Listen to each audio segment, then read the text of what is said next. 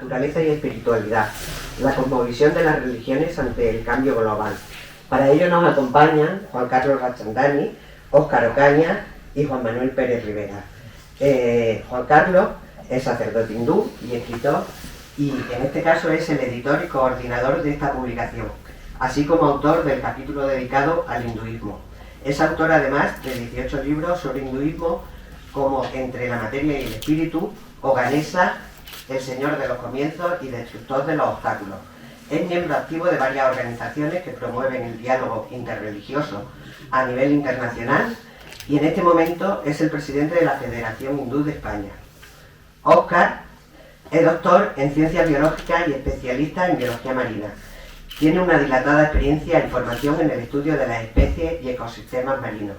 Cuenta en su haber con más de 100 publicaciones científicas en diversas revistas y varios libros relacionados con las especies y los espacios marinos, como Los paisajes sumergidos de la región de Ceuta y su biodiversidad, o Marruecos, el litoral para viajeros inquietos.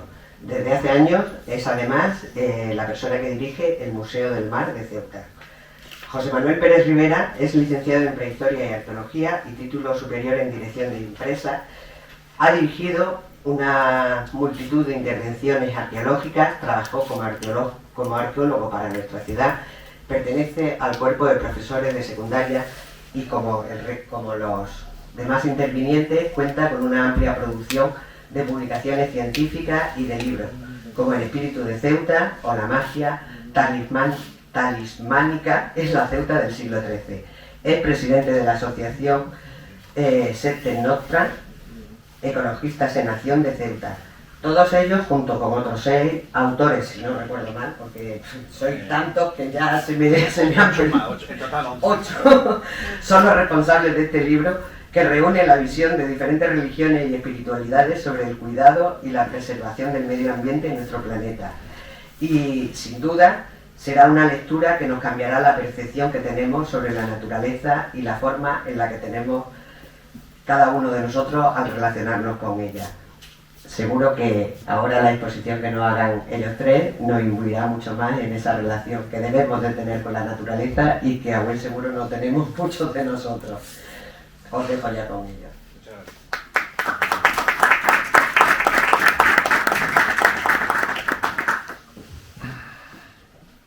Om Shri Gurubhyo Namaha. Asato ma satgamaya, tamaso ma jyotirgamaya, mrityuma amritam gamaya. Llévame de lo irreal a lo real, llévame de la oscuridad a la luz, llévame de la muerte a la inmortalidad. Om Shanti Shanti Shanti. Suswagatam, bienvenido, namaste, buenas tardes a todos. Agradeceros vuestra presencia aquí en la Biblioteca Pública de Ceuta, y bueno, lo que queremos compartir con vosotros es este libro de naturaleza y espiritualidad, la cosmovisión de las religiones ante el cambio global. Y esta es una presentación parcial, pero bueno, vamos los 3 tenores que somos ceutíes, que vamos a compartir con vosotros el trabajo que hemos realizado en el libro. El libro lo publicamos el año pasado. Bien, reúne 11 autores de 9 religiones diferentes. Hay 2 autores que comparten religión, por ejemplo el prólogo que lo hace el padre Lázaro Alba, ¿no?, que hace una introducción magnífica al libro y que es sacerdote católico, y el último capítulo, que es un ejemplo práctico y tangible de cómo la espiritualidad y la ecología, la visión de respeto al medio ambiente se puede crear, que es el ejemplo de Campus Fi en Extremadura, que combina un templo de tradición vedántica hindú con un ecosistema de cultivo de la tierra y preservación del medio ambiente. En el libro surge como una idea mía de proyecto cuando me graduó como experto en diálogo interreligioso el año pasado en Viena, y bueno, pues contactar con amigos, con personas que nos hemos conocido en este camino del diálogo interreligioso, que creo que es fundamental de que tengamos ese entendimiento entre las diferentes religiones y espiritualidades y culturas, porque todos los grandes expertos coinciden en que hay entre un 65 y un 75% de que todas las religiones tienen un mensaje coincidente. Entonces a veces nos centramos más en ese 25% que nos separa que en el 75% que nos une. Entonces, como mi proyecto es un proyecto de diálogo interreligioso, qué mejor que cómo ven las diferentes religiones la situación actual del estado del planeta Tierra, la casa común que todos compartimos. Y bueno, en este libro participan religiones llamadas, por alguna forma, tradicionales, o que tienen una tradición histórica. Comienza con el hinduismo, su antigüedad, luego el judaísmo, luego el budismo, el cristianismo, el islam, y luego religiones, fenómenos más recientes como la fe Bahá'í, la Iglesia de la Unificación, el capítulo que aportan mi compañero José y Óscar del trascendentalismo, y finalmente, como comentaba, la visión de un proyecto tangible de espiritualidad y cuidado, preservación del medio ambiente. Un trabajo que se ha desarrollado a lo largo de un año, que lo hemos presentado en Madrid, lo presentamos en Algeciras, e incluso, y que muchos seguro que no sabéis, hicimos el año pasado un encuentro en Ceuta, en la universidad, donde conseguimos traer a 3 o 4 autores más, porque todos están muy ocupados, tienen sus agendas y es difícil traer a las personas, ¿no? Incluso algunos, cuando le dice Ceuta, les suenan ya lejísimos, ¿no? Como un viaje transatlántico, una cosa así. Pero aún así hicimos 2 jornadas muy bonitas y, por desgracia, nos pilló un tiempo muy malo, que fue el tiempo que hubo calima en Ceuta. Bueno, se desataron todos los tifones y lluvias torrenciales, tropicales y transatlánticas. El caso es que una cosa tan bonita que organizamos y trayendo al resto de autores, pues solo vinieron 20 y tantas personas. Vinieron 20 y tantas personas el primer día y el segundo eran otras 20 y tantas, que quitando algunos eran diferentes de los que vinieron el primer día. Entonces, queríamos repetir, pues aquí en la biblioteca, más céntrico, con un mejor tiempo, y poder que realmente este libro tuviera difusión con los ceutíes, ¿no? Entonces, es un libro interesante, vamos ya por la segunda edición, apto para todos los públicos, en el sentido, no tiene que ser una persona religiosa, siempre tiene que tener una espiritualidad, y para personas que están interesadas en el medio ambiente, pues que conozca esa visión. Bien, se habla de que todavía el 80% de la humanidad es creyente.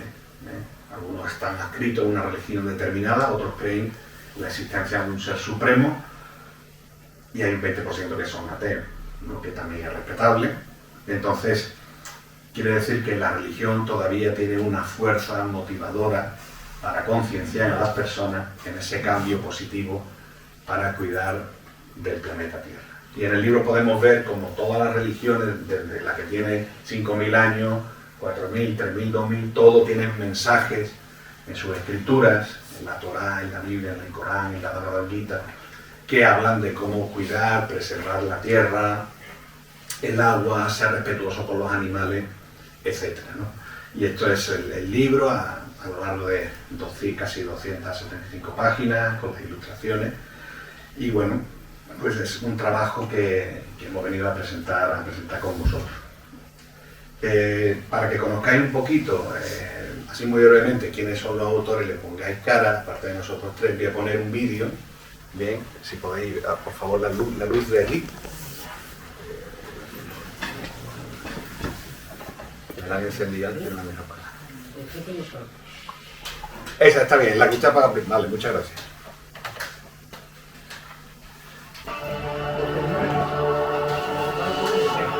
Sí, espera. Muy bien, perfecto.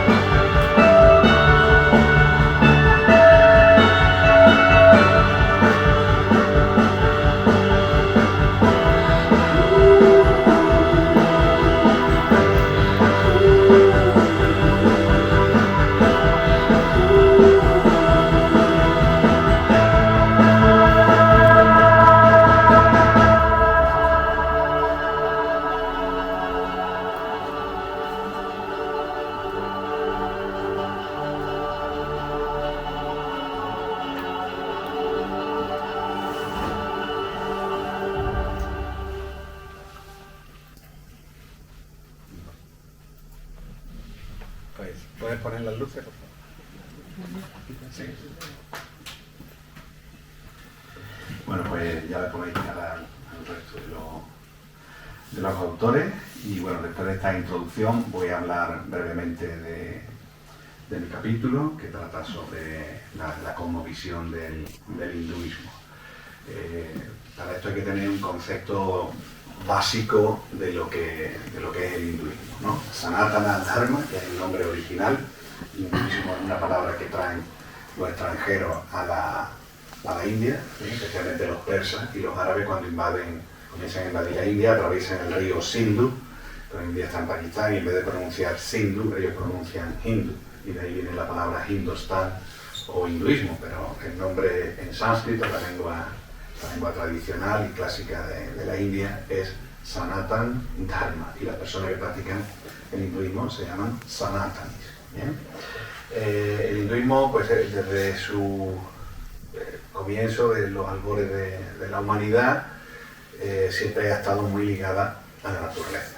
¿Bien? Incluso los textos sagrados, yo he comenzado antes recitando un verso en sánscrito, ¿no?, que dice: llévame de la oscuridad a la luz, llévame de la muerte a la inmortalidad. Pues este verso, que es uno de los fundamentales de la escritura de los Vedas, aparece en concreto una escritura que se llama Brihad Aranyaka Upanishad. Brihad significa grande, Upanishad son unos textos muy filosóficos que invitan a la introspección y a la meditación, y Aranyaka, y este nombre muy importante, significa en el bosque.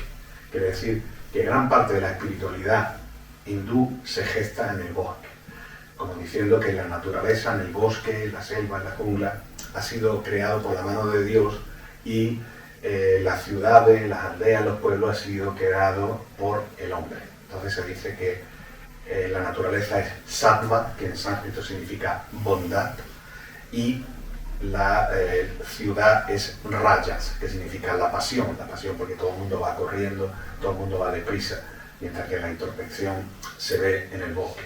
Luego de los cuatro órdenes espirituales del hinduismo, Brahmachari, el estudiante célibe, luego viene el Grihasta, que es el hombre casado, luego viene Vanaprastha. Vanaprastha le dice aquel que vive en Vana, el bosque, y finalmente el sannyasi, el monje renunciante. Pues de los cuatro órdenes religiosos, tres se recomienda que vivan en el bosque. En el bosque, en la naturaleza, ¿no? Entonces siempre se ha fomentado el tema de los mat o de los ashram, de los monasterios, que como un lugar idóneo para la meditación y la interiorización estén en la naturaleza, y tratando de que esté siempre también cerca de un río como fuente de vida, como fuente de agua, como fuente de purificación. Entonces todas las escrituras, los Vedas, los Puranas, la Bhagavad Gita, siempre hacen mucha mención de la naturaleza como lugar idóneo. Y ya hace miles de años nos da una serie de enseñanzas de cómo preservar eso, porque se dice que la divinidad está presente en todo, tanto en lo movible como en lo inamovible, en los seres humanos, en los árboles, en las plantas y en los animales. Entonces nosotros formamos parte de un macrocosmos, y también nos enseña de que el ser humano, como ese eslabón de esa perfección de la creación divina, no está para explotar los recursos de la tierra, sino que está para preservarla, para cuidarla, ¿no? Porque el hombre, el ser humano, tiene el discernimiento, lo que se llama en sánscrito viveka, la capacidad de saber qué está bien y qué está mal, mientras que los animales siguen su instinto natural. Entonces hay esa recomendación. El hinduismo incluso le ha dado una connotación sagrada a los ríos. Por ejemplo, el hinduismo, los ríos que son de naturaleza femenina son ríos sagrados, y se le da el título de madre. Por ejemplo, el río Ganges, que se llama aquí en Occidente, la madre Ganga, la madre Yamuna. Es como una madre, ¿por qué? Porque nos da el agua para beber, el agua para purificarnos, para que beban los animales, y representa el círculo, ¿no?, de la vida desde que salen en sus fuentes hasta que desembocan en el mar. Entonces la importancia de los ríos sagrados, Y dentro de ese, que a veces la gente habla del hinduismo como si fuera un politeísmo, ¿no? El hinduismo es un monoteísmo polimórfico, es decir, creemos en un solo Dios que tiene la capacidad de manifestarse en innumerables formas. Pues también tenemos una diosa de la madre tierra, que es Bhumi. Bhumi, la madre tierra, y que un hindú practicante, pues cuando se levanta por la mañana, antes de poner los pies en el suelo, le ofrece su respeto a Bhumi pidiéndole perdón porque le va a pisar. Entonces, ese concepto de que la madre tierra es una entidad viviente que siente, que padece, que manifiesta su bondad, y a veces también vemos cómo manifiesta su ira, cuando vemos las catástrofes naturales. Y uno de los principales textos sagrados del hinduismo, que es la Bhagavad Gita, a veces, bueno, comparada pues como si fuera la Biblia, el Corán, la Torá, pues en la Bhagavad Gita Krishna, Dios encarnado, pues da una visión a lo largo de versos de cómo él se personifica en la madre naturaleza. Voy a poner aquí algunas de las imágenes que aparecen en el libro. Por ejemplo, esta es una imagen de Bhumi, ¿bien? de la madre tierra. Esta es una de las imágenes de la madre tierra. Sí. Aquí vemos como hay un respeto, un culto al árbol. Eso es un árbol baniano, ¿bien? Que se le como fuente de fertilidad. Es un árbol que tiene una larguísima vida, entonces se le hacen ofrendas para propiciarlo. Bueno, pues las montañas, hay montañas sagradas, por ejemplo esas Arunachala en el sur de la India, donde las montañas tienen también una connotación sagrada y se hacen peregrinaciones a esos lugares porque se dice que acontecieron actos mencionados en la escritura. Aquí vemos a Krishna, ¿bien? En esta pintura, en esta reproducción, como acompañado de una vaca. ¿Bien? Entonces los animales, si vemos láminas, dibujos de las divinidades hindúes, siempre veremos que van acompañados de un animal, que puede ser su cabalgadura, ¿no? En este caso, Krishna, uno de los nombres de Krishna es Govinda o Gopal, que significa aquel que protege a las vacas. Una de las simbologías de por qué la vaca es un animal sagrado en el hinduismo. El hinduismo lo que aconseja es que la dieta vegetariana, como respeto a los animales, como no matar innecesariamente a los animales, o dice que si alguien quiere comer carne, pues que no coma la carne de la madre vaca. ¿Por qué? Porque cuando nosotros dejamos de tomar la leche de nuestra madre, tomamos la leche de la vaca. Entonces no vamos a matar a nuestra madre. Se habla en el hinduismo de 7 madres, ¿no?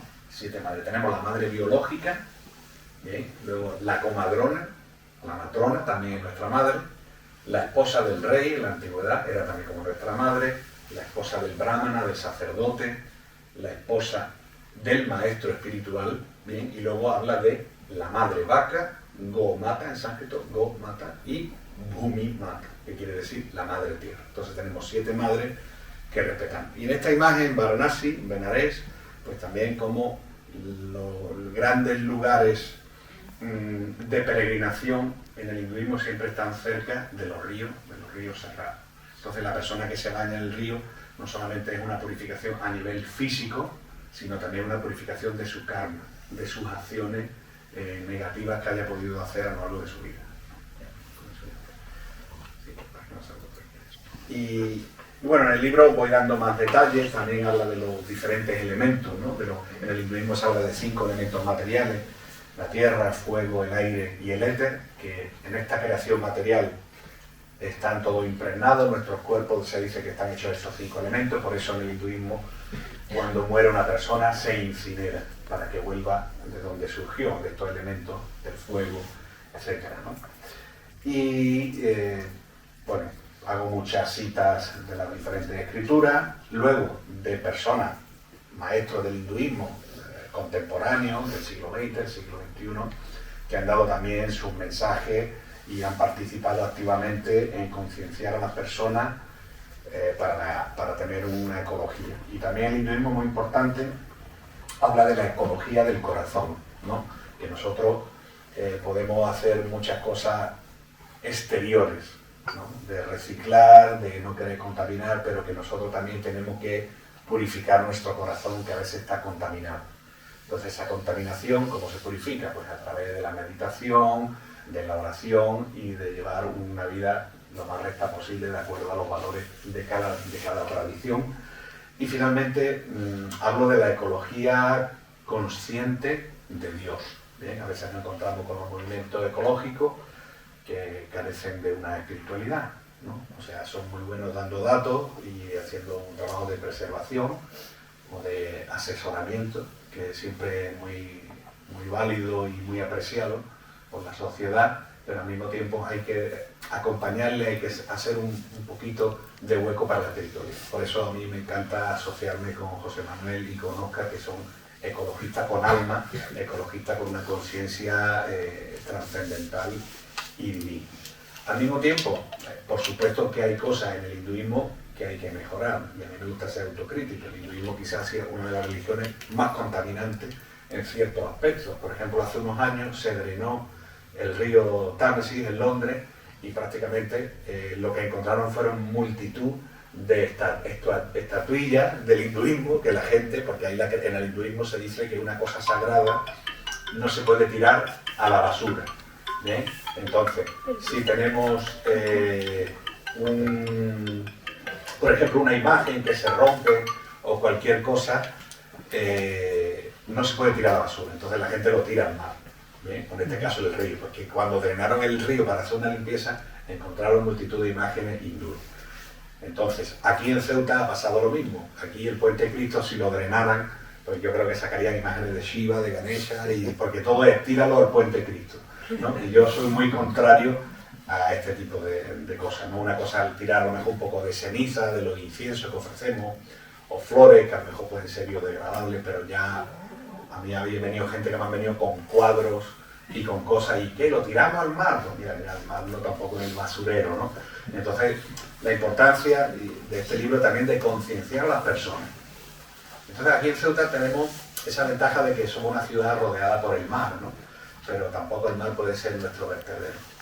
Por ejemplo, en la India hay pueblos, hay aldeas, hay ciudades que no tienen mar, no tienen ríos. ¿Qué hacen? ¿Cómo se deshacen de las cosas sagradas? Las entierran o le dan otro tipo de uso. Esto por un lado. Luego también, por ejemplo, la festividad que nosotros hacemos, la festividad de Ganesha, que sumergimos una imagen de Ganesha, pues también incluso pues, en la India hay una concienciación también por parte del gobierno. Y aquí en Occidente utilizamos las imágenes que son biodegradables, respetuosas con el medio ambiente, y también los compañeros de Sete Nostra nos dan las coordenadas donde podemos depositar la imagen y que se disuelva con el fondo marino. Entonces, la importancia de ser respetuosos con el medio ambiente sin que esto suponga una alteración en nuestras prácticas espirituales, ¿no? A todo el mundo siempre cuando se habla de la India la imagen del río Ganges ahí sucio, ¿no? Y bueno, ¿y cómo te bañas? Y todo. Bueno, pues muchas veces esa imagen, el río sale, por supuesto, cristalino y limpio, y cuando va pasando por ya casi al final por las grandes ciudades como Benares y demás, se van ensuciando, aparte del agua, el fondo marino, el fondo del río, perdón, tiene lodo, tiene barro. Yo me he bañado en el Ganges, estoy aquí, o sea, que me he bañado muchísimas infinidad de veces en el río Ganges, en el Yamuna y muchos otros ríos, y poco a poco va habiendo una concienciación. Pero claro, la gente piensa, todo es cuestión de hacer un reset mental y hacer una educación. La gente piensa, bueno, si el Ganges es sagrado, si yo tiro algo, no se puede contaminar porque es sagrado, ¿vale? Pero todo también tiene un límite, hay que utilizar. Mi maestro decía que la vida espiritual es 99,99% de sentido común. Entonces tenemos que apartarnos de los fanatismos y de las cosas dogmáticas y utilizar el sentido común. Por eso es la importancia de esa preservación. Y bueno, por mi parte termino aquí mi intervención. Luego al final, cuando terminemos los tres, pues si alguien quiere hacer alguna pregunta, alguna reflexión, pues estaré encantado de atender. Muchas gracias.